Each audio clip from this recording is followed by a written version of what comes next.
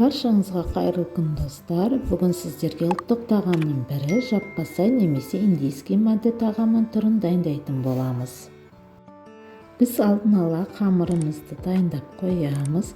Ол үшін бізге бір жұмыртқа, тұз, су, ұн қажет.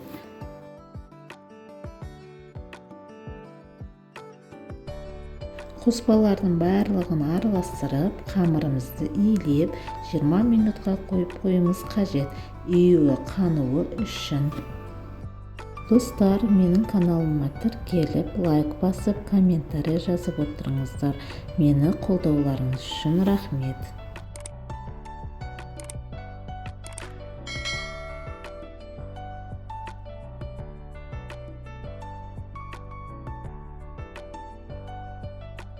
Енді ішкі салмасын дайындаймыз. Ол үшін бізге ет, көкөністеріміздің барлығын алдын ала ұсақтап турап аламыз. Бірінші майымызды қазанымызға құйып, қыздырып аламыз. Қызып тұрған майдың үстінен пиязымызды жақсап қуырып аламыз.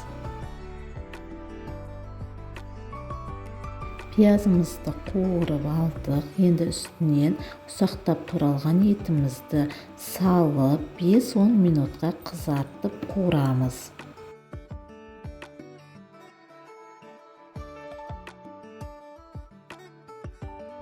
Етімізді 5-10 минут қуырып алдық. Енді үстінен ұсақтап туралған редькамызды, сәбізімізді, дәміне қарай қызыл бұрыш, қара бұрыш және де тұзымызды салып, бетін 3-10 минутқа жауып қоямыз.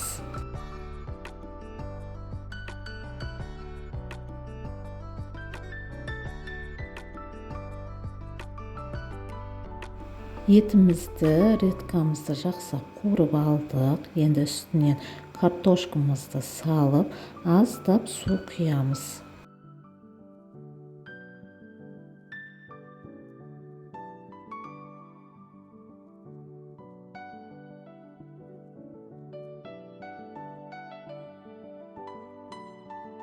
Мінекей етімізді, көкөнісіміздің барлығын жақсап қуырып алдық.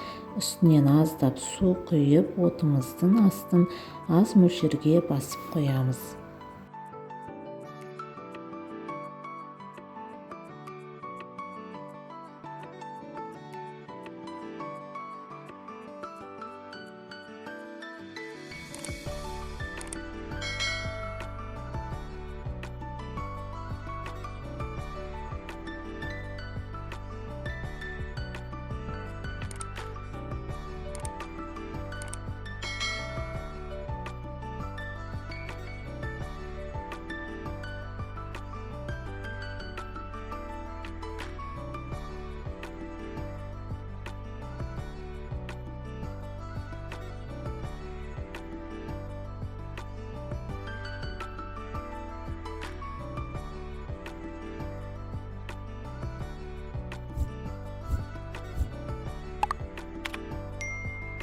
Енді қамырымызды барынша жұп-жұқа қылып жайып, сұйық майды қамырымызға жағамыз.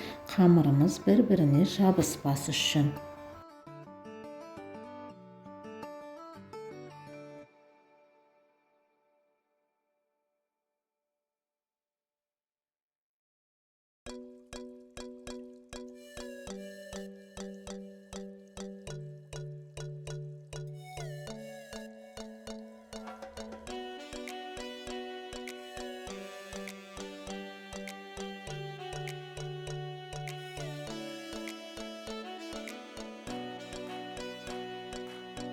Мінекей достар, қамырымыз дайын болды. Енді қамырымызды қайнап тұрған қазанымызға бір-бірлеп салуымыз қажет.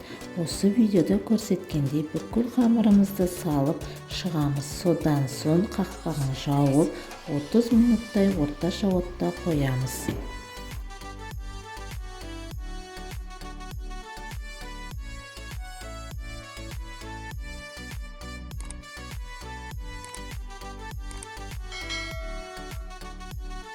Мінекей қамырымызда, салмамызда керемет болып шықты.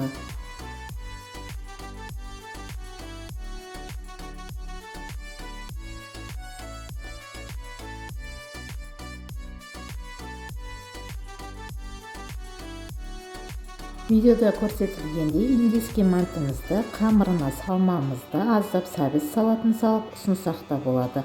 Бұл жерде өздеріңіздің қалауларыңыз бойынша кез келген салатпен, соустармен салып ұсынсаңыздар болады. Астарыңыз дәмді болсын, міндетті түрде осы рецептпен жасап көріңіздер.